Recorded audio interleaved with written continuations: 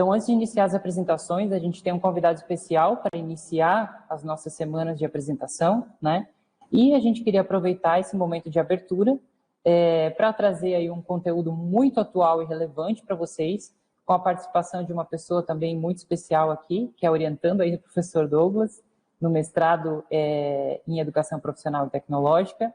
Ele é licenciado em Letras em Inglês, pós-graduado em Psicopedagogia, como eu comentei, estudante aí do mestrado em Educação Profissional e Tecnológica, aqui do IFSC, e pesquisa Inteligência Artificial aplicada à educação. Então, vocês vão ouvir inicialmente aí uma fala do nosso convidado, o Eduardo Gaffa. E agora o meu orientando no mestrado, também colega, Carlos Eduardo, que está aqui para compartilhar um pouquinho do que ele está aprendendo, do que a gente está aprendendo aí nessa trajetória do mestrado. Tá? Então, seja bem-vindo, Eduardo, fica à vontade, a fala está contigo. Obrigado, né? Aprendendo o tempo todo, né?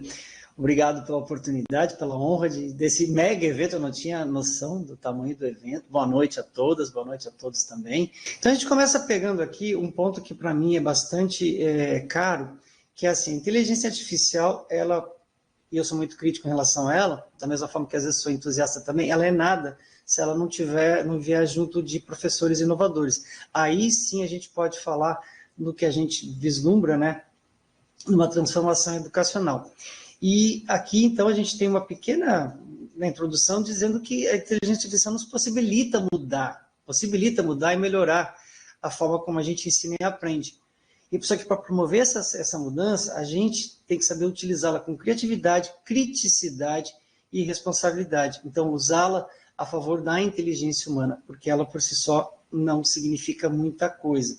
E é o que a gente vai ver nos próximos slides. Quando eu pergunto para vocês, não de uma forma acadêmica, tá, mas de uma forma bem básica, o que é inteligência artificial, eu tenho uma definição dessa própria ferramenta de inteligência que eu estou usando aqui, que é o Gama, que eu utilizei para formar essa apresentação. E ele me trouxe, tá, até por um título de curiosidade, ele me trouxe essa definição, que ela é um campo da ciência da computação que busca desenvolver sistemas capazes de executar tarefas que exigem inteligência humana, como tomar decisões, reconhecer padrões e processar informações. Aí que está, tomar decisões não é exatamente, no meu entendimento, uma tarefa da inteligência artificial, ela pode auxiliar nessa tomada de decisões. Só que eu quero trazer para vocês uma definição um pouco diferente. Quando eu faço essa pergunta para vocês, e eu faço para mim o tempo todo, qual a representação da inteligência artificial na educação? E aqui eu estou usando o Gama para fazer essa apresentação e também estou usando o DALL-E, que é uma outra ferramenta de criação de imagem, da OpenAI, que é a criadora do ChatGPT, que é o DALL-E, né, que a gente pode encontrar no Bing, e depois eu vou mostrar para vocês como acessar isso. Mas a representação que eu tenho na minha mente é algo mais ou menos assim.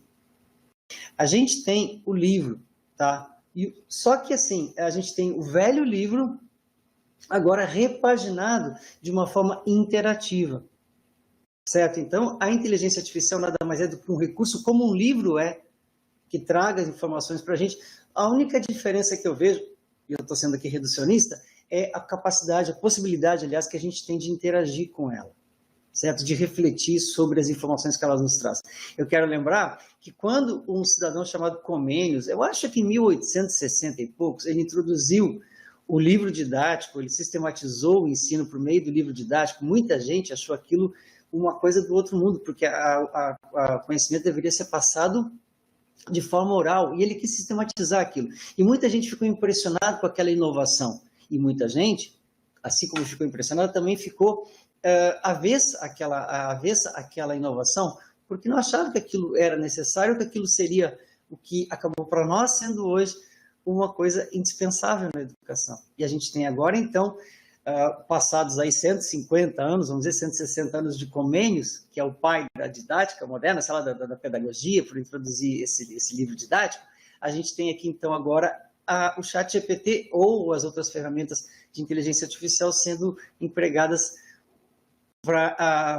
em nosso favor, e muita gente está ainda avesso a elas. E a gente não tem aqui o interesse de convencer ninguém de que são boas ou ruins, mas sim de que são ferramentas, e a gente tem que conhecê-las no mínimo. E aí, eu peguei aqui uma outra ferramenta de inteligência artificial, depois eu vou falar qual é, e mostrar como vocês podem acessá-la, que é, por exemplo, que é, aliás, o ChatMind, que é uma outra inteligência em que a gente pode fazer linha de tempo e fazer também mapas mentais. E aqui eu fiz uma linha de tempo que começa, né, lá de 1980, vai subindo.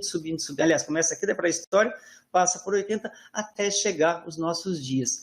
O conteúdo dele não importa tanto nesse sentido, mas ele é, com toda certeza, uma ferramenta que você, como professor ou como seu aluno, pode usar para aprender melhor. Tá? Eu coloquei aqui em nível de ilustração.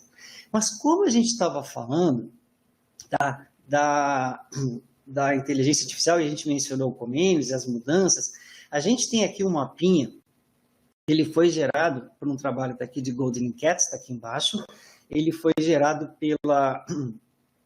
Está em cima aqui, mas eu acho que é da Unesco, ou uma coisa do tipo, posso estar falhando agora na referência, mas a gente sempre que tem uma introdução de uma tecnologia, a gente tem dores. E eu falo dores aqui causadas pela tecnologia, porque quando a gente vê aqui, ó a linhazinha da tecnologia e da educação. Então, o que acontece? Olha quando a tecnologia sobe, onde é que fica a educação aqui embaixo? Isso gera uma dor social. Até a gente chegar em determinado momento, tá, em que a gente tem aqui, então, o quê? A gente tem, elas se cruzam, e aí a gente tem prosperidade. Só que a gente está, e aqui a gente está falando de um momento pós-guerra mundial, né, onde foram lá os modelos, o primeiro modelo de Turing foi desenvolvido e tudo mais, e eu não quero ser muito técnico nesse sentido, até porque eu não sou nessa na minha área, mas a gente percebe que a gente está aqui nesse momento, mais ou menos nesse momento, em que a tecnologia está subindo, certo? Em que existe o futuro da educação subindo, certo? De forma rápida, e existe aqui a mudança incremental, ou seja, o que nós temos que fazer. Observa como a velocidade da tecnologia é rápida, a absorção da tecnologia pela educação é muito mais rápida, só que a gente está aqui, a gente está incrementando ela. E nesse sentido a gente consegue observar claramente que para chegar na prosperidade, a gente tem que romper ou eliminar ou reduzir o mais rapidamente possível a dor social que essa tecnologia está nos causando. E a gente só vai reduzi-la com conhecimento. É o que a gente está fazendo aqui, é com toda certeza aquilo que vocês estão nesse momento estudando, né, e conhecendo também. A gente evolui para o seguinte: por que, gostaria dessa reflexão, por que utilizar a inteligência artificial na educação? Essa é uma ótima reflexão. Por quê? A gente, desde o lançamento do ChatGPT, né, todo mundo que já um dia clicou numa noticiazinha que apareceu no feed do seu celular sobre o ChatGPT, recebeu uma inundação de promessas, de notícias, muitas delas pagas, e um marketing muito pesado em cima do ChatGPT, como sendo a panaceia, ou seja, a solução para a educação, ou a revolução iminente da educação, ou todas as possibilidades e potencialidades do que ele poderia fazer para a educação. Só que a gente está passado um ano, a gente ainda não sabe muito bem o que pode ser feito. Inclusive, todo aquele marketing meio que aliviou. E a gente está lotado de outras ferramentas que não o ChatGPT e outras que superam ele, inclusive, ao longo desse ano. E fica aqui a pergunta, então, por que utilizar a inteligência artificial na educação? Eu peguei um exemplo só, poderia dar vários, tá? Peguei um exemplo só.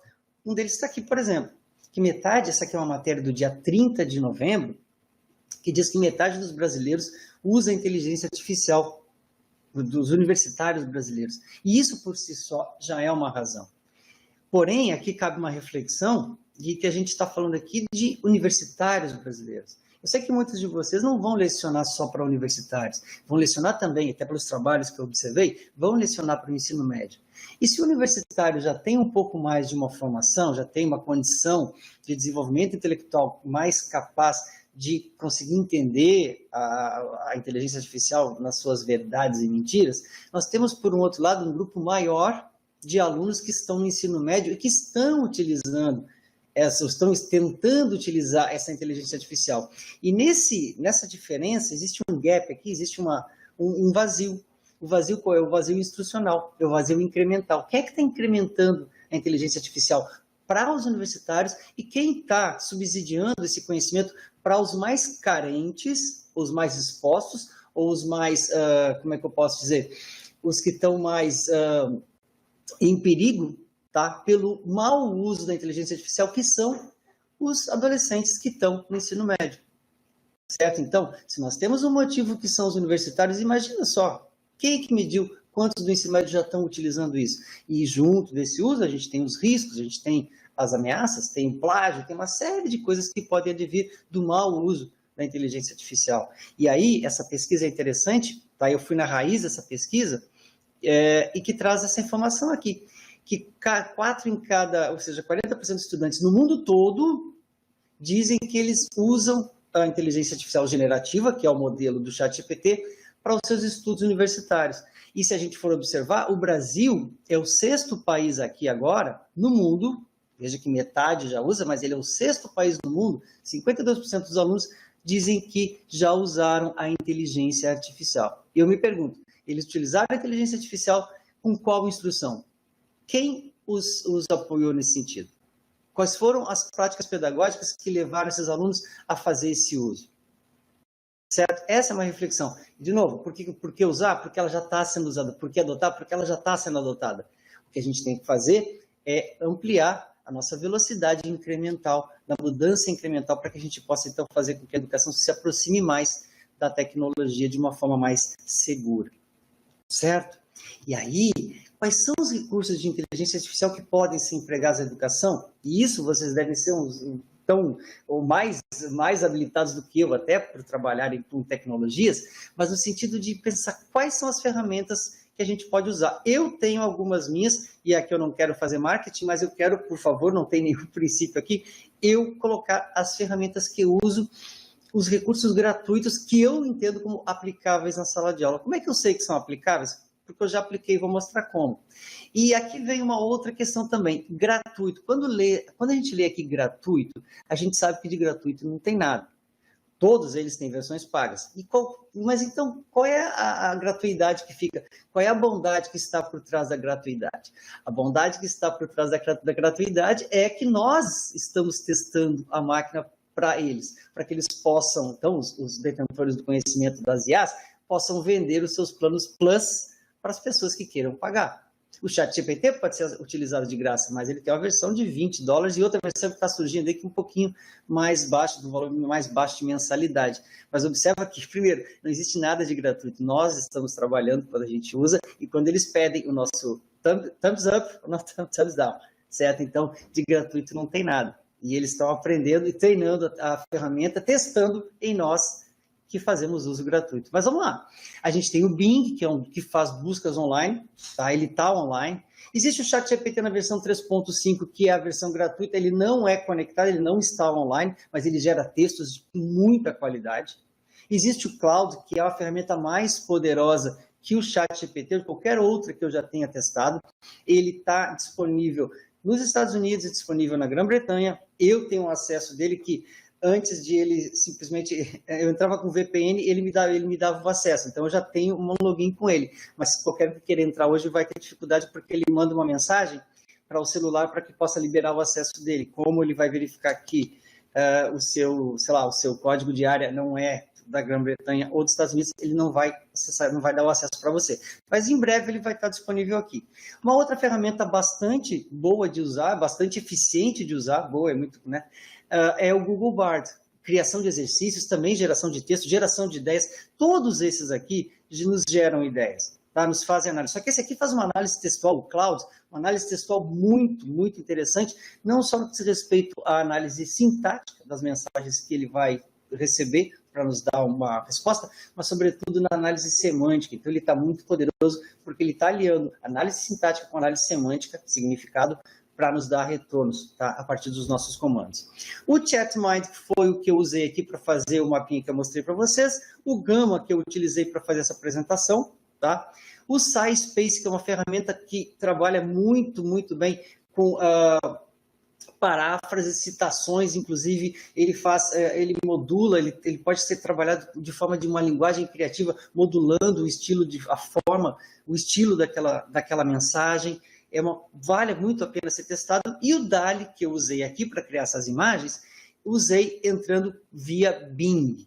Tá, mas aí você deve estar se perguntando assim, como é que eu posso ter acesso a elas de uma maneira mais, né, centralizada?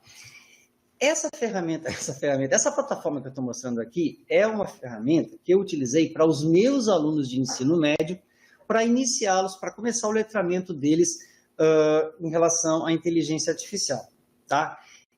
Esse é o meu site, tá? Eu vou deixar no final dessa apresentação o endereço dele está aqui, e aqui você consegue acessar todas essas ferramentas, com todos os links das ferramentas, certo? E você tem ali um videozinho explicando como utilizá-la, mostrando os resultados que ela nos passa, e também uma pesquisa, que é a forma com que eu encontrei de mostrar para os meus alunos como usar, falar sobre o uso responsável e também testar para ver se a mensagem que eu passei do uso responsável e também de como utilizar a ferramenta foi absorvida por eles. Então, todos os 8 vídeos que vão ter aqui, eles têm um videozinho e tem embaixo uma pesquisa que é para justamente poder capacitar o aluno. Quero crer que essa é a primeira oficina gratuita online que existe, tá?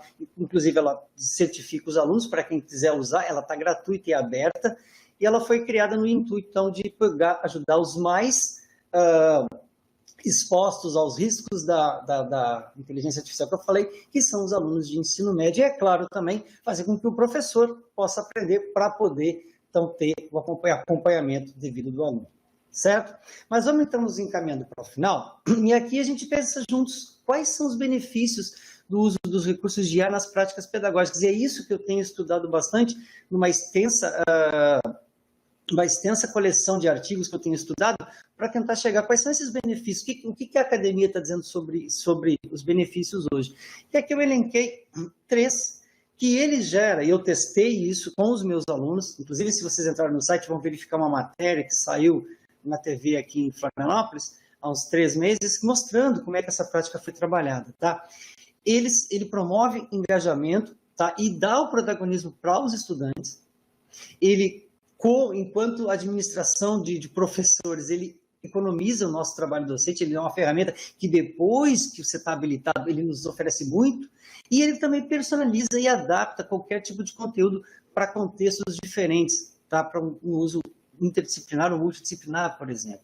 Além disso, tá? Qual a aplicabilidade da inteligência artificial na EPT, Educação Profissional e Tecnológica?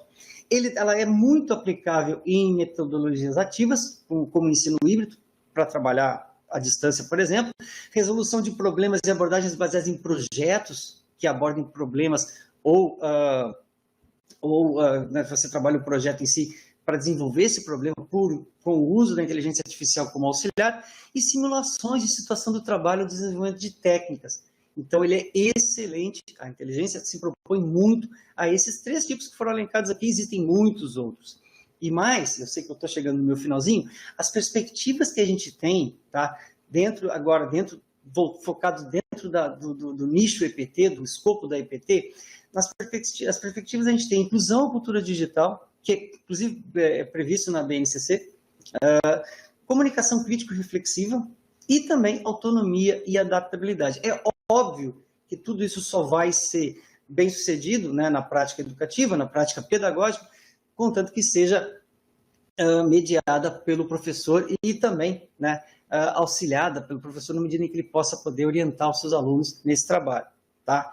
E, por fim, existem também os desafios que são a capacitação do professor, quantos de vocês já utilizam, essa reflexão é interessante, o acesso a ela também, porque as versões gratuitas elas são limitadas, e isso é uma pena, mas assim vai ser o tempo todo, a integridade acadêmica, né, no que diz respeito a plágio, no que diz respeito a cópias ou criações de autoria do ChatGPT, não sendo plágio, mas ele sendo o autor, é algo que não é permitido pela academia e não tem o menor sentido, e também quais são os métodos de avaliação, como é que a gente pode avaliar o aluno que está utilizando o ChatGPT, por exemplo, no seu trabalho. Talvez uma das soluções aqui seja não trabalhar as perguntas, mas trabalhar as respostas. Você dá as respostas do que você quer criando um problema para ele e ele vai buscar as perguntas. Existem tantas formas e cabe a gente parar para fazer essa reflexão. Quais as melhores, mais eficazes? E para fechar, então, fica aqui.